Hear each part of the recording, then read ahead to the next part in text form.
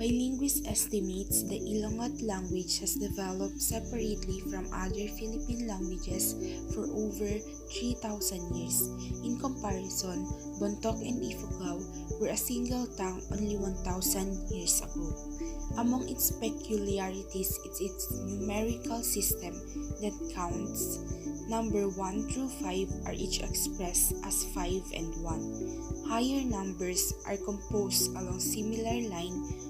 49, for example, is 50 and 5 and 4.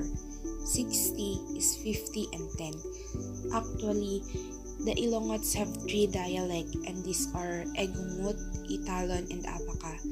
They also use Ilocano in Tagalog in trading.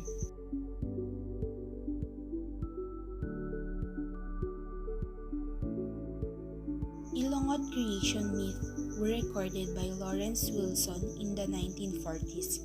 According to this myth, the creators and guardians of all the things are two quarreling brothers, Cain and Abel. The biblical Cain and Abel in Spanish. Cain is the ancestor of the Ilongot, who like him are killers and headhunters. Abel, on the other hand, is the ancestor of the lowlanders who have inherited his mastery of water, buffalo, and other domestic animals. In the Ilongot telling, Abel is the stronger of the two brothers, which explains the superior power of the lowlanders. Bugkalots also express their values and customs through folktales.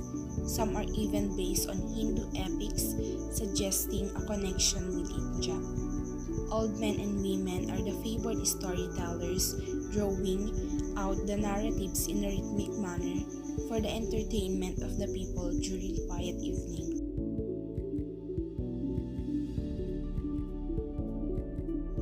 The clothing of the Bugkalot is simple, but they are fond of accessories. The men wear a loincloth plain or dark blue or black, which is fastened around the waist by a belt made of either brass wires or rattan. Pieces of bark cloth are wrapped around the legs and tied in place. For accessories, men wear metal armbands on the left side and rings on their fingers.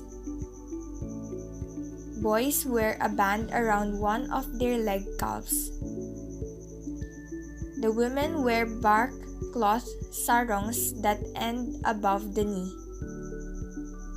They wear matching blouses which expose their midriffs. They like wearing accessories such as beaded necklaces, panglaw, earrings, kalipan, brass armbands, and little bells. The women are good at embroidery, and they also make accessories like cotton tassels.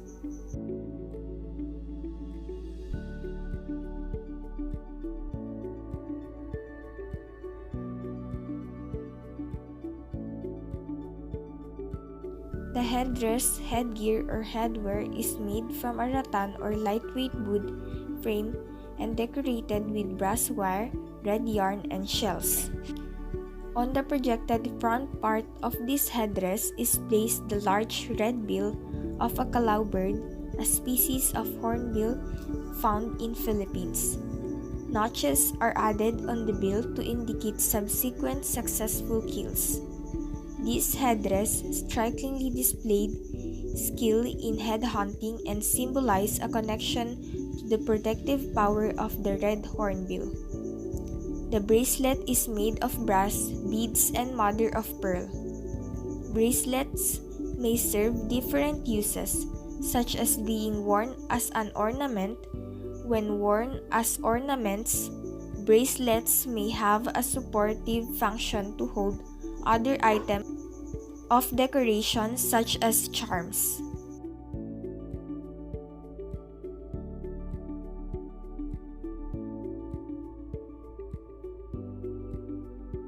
The necklace is made of brass, mother of pearl, and beads. Ilongot persons wore this kind of multi-stranded necklaces to ceremonies and special occasions to demonstrate formality and personal success and to embody ceremonial energy. Men's ear pendants for battling are made of hornbill, discs of shell, beads, and brass. The red hornbill battling dangling earrings were only worn by men who had successfully taken a head. The first head taken by a warrior allowed them to wear one earring, traditionally on the left. Subsequent skills allowed the donning of another earring or adding notches onto the earrings to signify the count. Headhunters wore battling to ceremonies, covenants, rituals, celebrations, and social visits.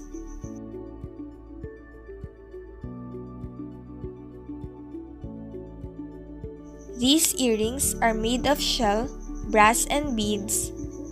These shell disc earrings were worn daily by both men and women. However, men and women wore them on different parts of their ears.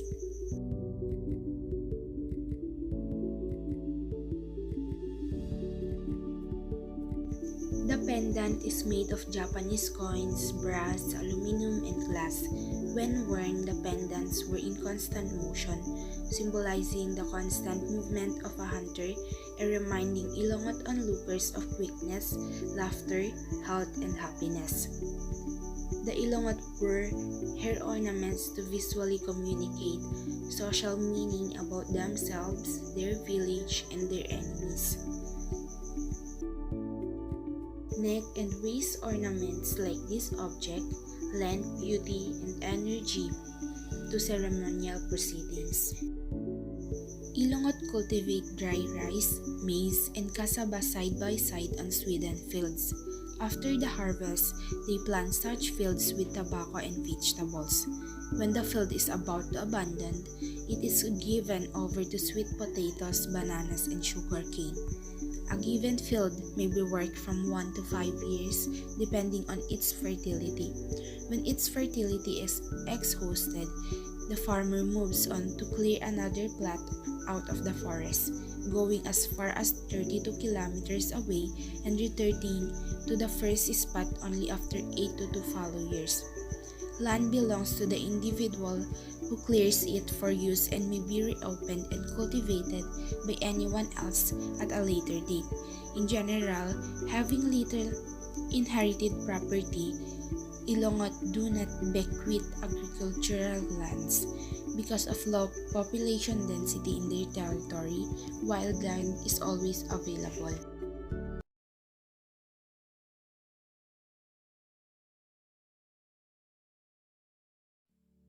The Bugkalots, as an indigenous group, have developed distinct concepts on property and ownership, vital in maintaining group solidarity and identity, and in enhancing property transfer from one generation to another.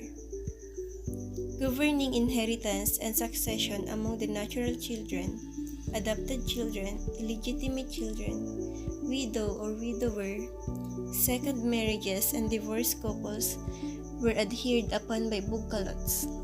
Adherence to these customary laws is what Pierre Bourdieu identified to be part of their habitus. Their customary laws are conceived as an instrument in defining and determining their social relations, particularly in relation to land. Changes, particularly on the concept of sale and mortgage as mode of property acquisitions, are evident. Customary laws pertaining to settlement, if disputes over property ownership and conveyance are likewise challenged by the mainstream concept of law. The Bugkalots have to adjust in order to respond to their changing environment. These adjustments have brought new set of social relations which Bourdieu termed as field.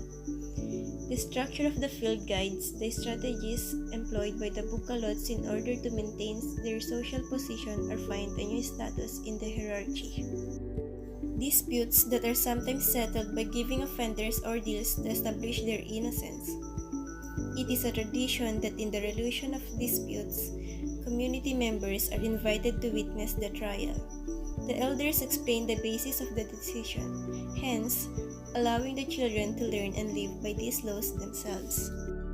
Despite the emergence of this new concept, customary laws are still preferred and widely adhered to the Bugkalots in the transfer of property and in solving disputes related to the property ownership. It is believed that the dynamic character of the Bugkalot customary laws have made it more effective in responding to changes amidst the influences of changes. It is further concluded in these changes that Bugkalot way of life has not replaced the core values of Bugkalot customs. Instead, the new and the old ones had been incorporated in order to resolve the contradiction within the system.